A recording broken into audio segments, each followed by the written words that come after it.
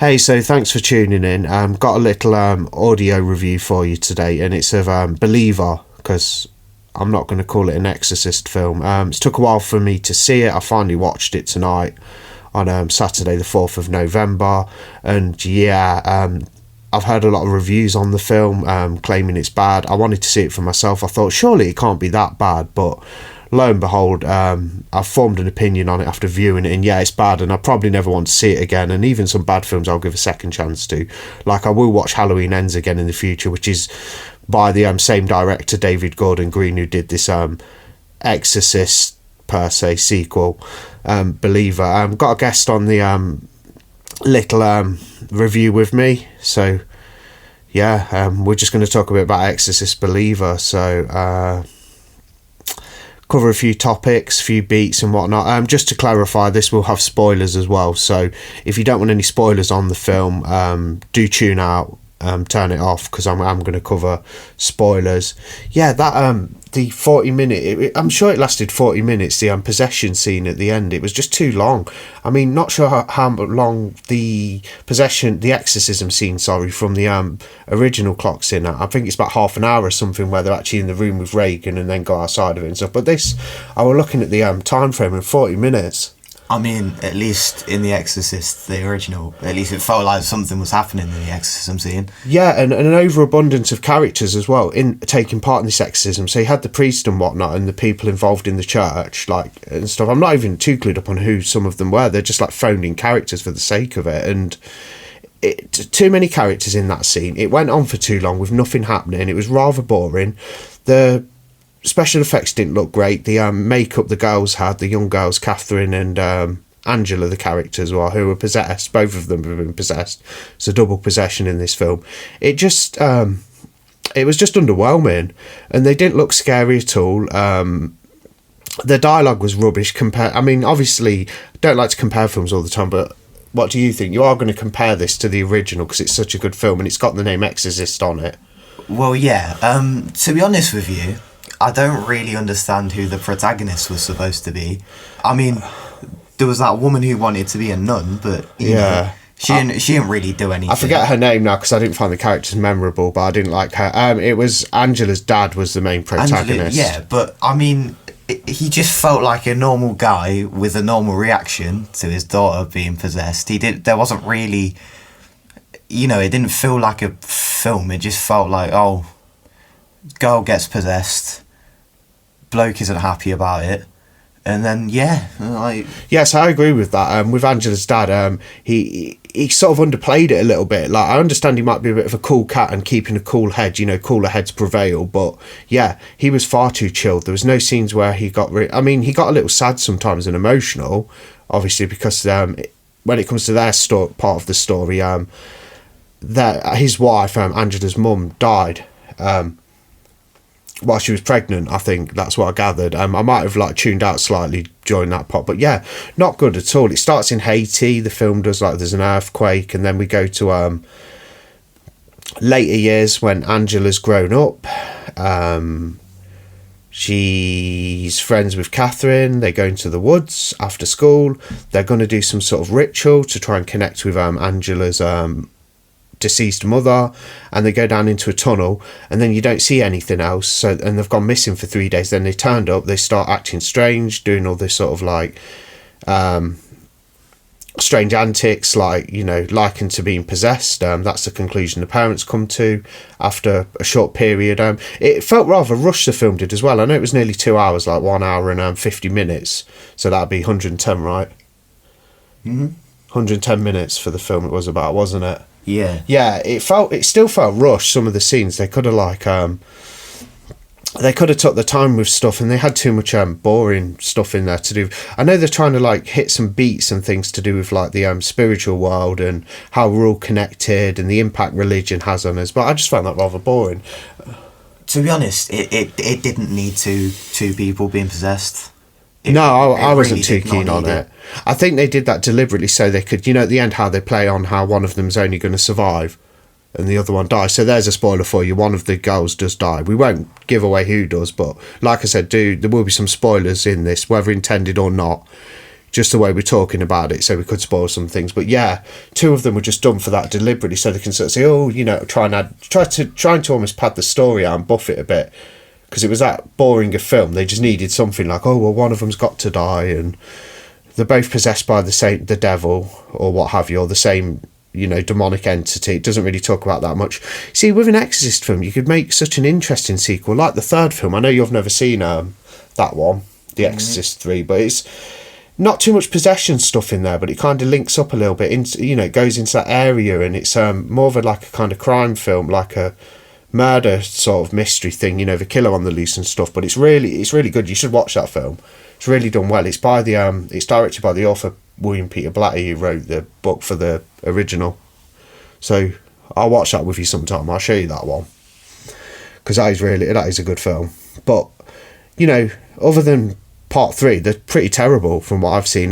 Like the Dominion and the Beginning, you know, those ones from the 2000s, they were dreadful prequels. This is not a prequel, it's a sequel, but it's dreadful. I mean, I've not seen The Heretic yet. I'm about to watch that at some point, and I keep hearing that's terrible, but at least it's got like Linda Blair in it to kind of carry the film and stuff. I can't see The Heretic even being as bad as Believer. I mean, I know you don't know much about The Heretic, and neither do I really. I saw like clips of it on TV when I was a kid or something, but yeah, I've heard that's really bad. But when it comes to Believe, they could have made such a good Exorcist films. What I'm trying to say is they could have gone more into the origins of like demons and things, and had some more crazy demonic scenes.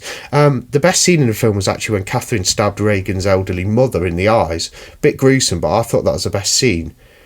Perhaps not what everybody wants in a possession film, but I thought, you know what, this film's so boring and dull, they might as well have just turned it into like a possession slasher, so they might as well have just had the girls running around for the last 40 minutes instead of you know, killing people and acting all crazy and possessed, saying all these kind of sick lines and stuff, as opposed to what they did do, a really boring exorcism.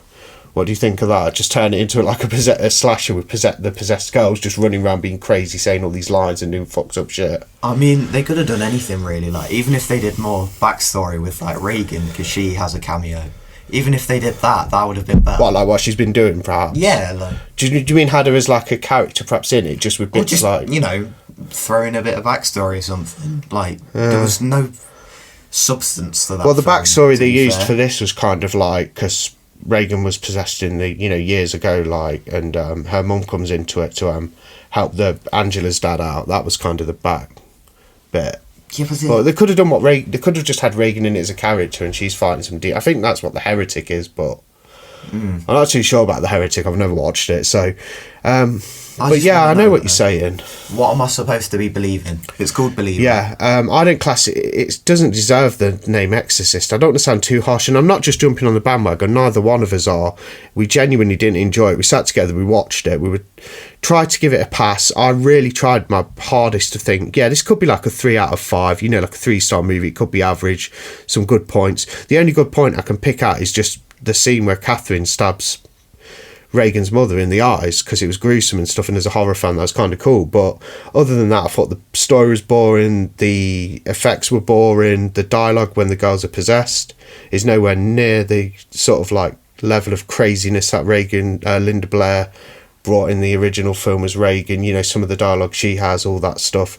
I won't repeat it on here. I know I swear a little bit, but I don't want to repeat. It's a bit foul, but yeah, you know. And boring dialogue, boring characters. Angela's dad was pretty boring and didn't react much. I didn't care for any of the characters, actually. Really? No. Not even Reagan's mum was that interested in it. I mean, she was better than the other characters because she's got the backstory, like, linked to the original. But yeah, as a whole, poor film, Exorcist Believer. Do you have any other, say, you know, if you got anything to say on it? I'm kind of good. I don't really understand why there was a whole, like, there was a bit of, like, tension between Angela's dad and the other kids' parents. Oh yeah, I did pick up on this. As I was saying, when they were missing, Catherine's dad was saying, you know, she's quite a popular girl. I didn't know she was friends with your daughter, to Angela's dad. So they were quite surprised that they were friends, because they obviously thought they were probably a bit better and like probably above them. Although, like, as boring as Angela's dad is, he did seem like a nice guy, like the character did. But yeah, I think that's where that come from. If you remember that bit where you might have missed that. Like, I felt random though. Like, yeah, what did it add? I think there was just meant to be a bit of tension there when he's like when I said about Catherine's dad saying, you know, like I didn't even know they were friends, and Catherine's mum didn't know they were friends and stuff. I think the parents didn't know they were actually friends. Like, I think that's all there was there. But yeah, it was pretty, bit of tension between the parents and stuff, like a bit passive aggressiveness. That's what you mean, isn't it? Yeah. No, I didn't enjoy this film. I have written a tiny little my thoughts like review on Letterboxd, so that's linked to the Skin Crawlers channel. You can check that out if you'd like. I'm going to rate the film, and then I'll get you to rate the film. So out of 5 stars, because that's how I rate, I'm going to give it a 1.5. Really low. I mean, I could be tempted to give it a 1, but you know, the couple of things, like, it's not the worst thing I've seen, but it's very generic. It falls into that category of being a generic possession film. Yeah, 1.5. You can rate if you like. No, I have to agree, to be fair. I mean, 1.5. It just felt like slow paced and boring, and like there was scenes where there was just build up and then nothing really happened. Yeah. Some of the characters just didn't need to be there. Like there was too many people just thrown in. Yeah, that's what I keep thinking, like an abundance of characters in the exorcism scene at the climax of the film. Well, we say climax, the last 40 goddamn minutes. Yeah, awful film, Exorcist Believer. Check it out for yourself if you haven't. You know, I'm sure a lot of people who may hear this, if you bother to listen, that is, will have probably seen it. I'll post it as a video on YouTube, this little audio, sort of little tiny podcast, if you will, very tiny audio review of Exorcist Believer, or Believer as I'm going to call it. What do you think? Because it doesn't deserve the Exorcist's name on it, so it's Believer to me. Generic possession film called Believer. I mean, it doesn't live up to Exorcist, to be fair. Like, not at all. Yeah, I agree with that. So Believer, 1.5 stars from both of us actually, who have just sat and watched it. Thanks for tuning in. If you have listened, great. Let me know, in the comments if you've listened to this and you've seen Believer. Just leave a comment and tell me your thoughts on the film if you'd like to. That'd be cool and interesting to have a look at. Yeah, I didn't enjoy this at all, and I'm a big collector, as you know, of like Blu-rays, 4Ks, discs. I love collecting. I won't be buying this on release. When it gets released on physical media, I wouldn't. Like I said to you at the end of the film, I wouldn't even want this on 4K. I wouldn't bother getting this. There's nothing for this film unless it was really cheap. So I'm going to wait till this film goes down to about £4 on Blu-ray, and then I'll get it just to be completionist and have it in my collection for the sheer sake of it. I thought it was terrible and boring. I don't have much more to say on it. I think we've done quite well actually to talk about it as much as we have, but pretty boring stuff. Yeah, I didn't even think the themes they tried to hit on in the movie to do with religion and togetherness were particularly interesting. It just seemed like a bunch of like overly emotional claptrap when people wanted a brilliant... Yeah, just a bit soppy, wasn't it? Yeah, pretty much, yeah. To hit the nail on the head. It's like, I think fans just wanted a straight up good exorcism film. Not to be preached to. Not saying it's overly preachy, it's not, but this the end of the film, it comes across a little bit like tedious and like very slightly preaching, like, togetherness and whatnot. And I don't think we need that we want a cool, like, badass exorcism film like the original. Obviously we want some concepts in there and some interesting ideas, of course, but yeah, boring to me. I've got nothing else to add anyway. Thanks for listening. Do you have anything else to add on Believer? No. Do you ever want to watch it again? Very distant in the future. When you've forgotten how bad it is. Maybe in about like 50 years. I'd rather watch. Yeah. Maybe in about 50 years, if we're still going, might watch it. I might watch it in a few years again. I'm not even ready to watch Halloween Ends again really yet. And I rated that higher than Believer. That's a David Gordon Green film. I know you watched that as well and didn't like it. I rate that actually a 3-star, but this Believer I'd give 1.5. This was way worse than Halloween Ends. I thought it'd be better, but I'm quite surprised, honestly. Yeah, I know we're doing quite a strange thing by comparing Halloween Ends and Believer, but we're just doing it because it's David Gordon Green, the director. But yeah, he's done a couple of okay films. I thought Halloween 2018 was good, and Halloween Kills had some cool kills in it and good depiction of Michael, as I keep saying when I go off about that film. So I like Halloween 2018 and Halloween Kills, which you haven't seen, have you? You just watched Ends with me, didn't you, randomly? Yeah. Last year when it came out, and but Halloween Ends was quite disappointing, and then this Believer's terrible. So I heard also, just to add a little talking point, I've heard and read it was going to be, there were proposing a trilogy as well for this reboot. So you get Believer and then 2 more films.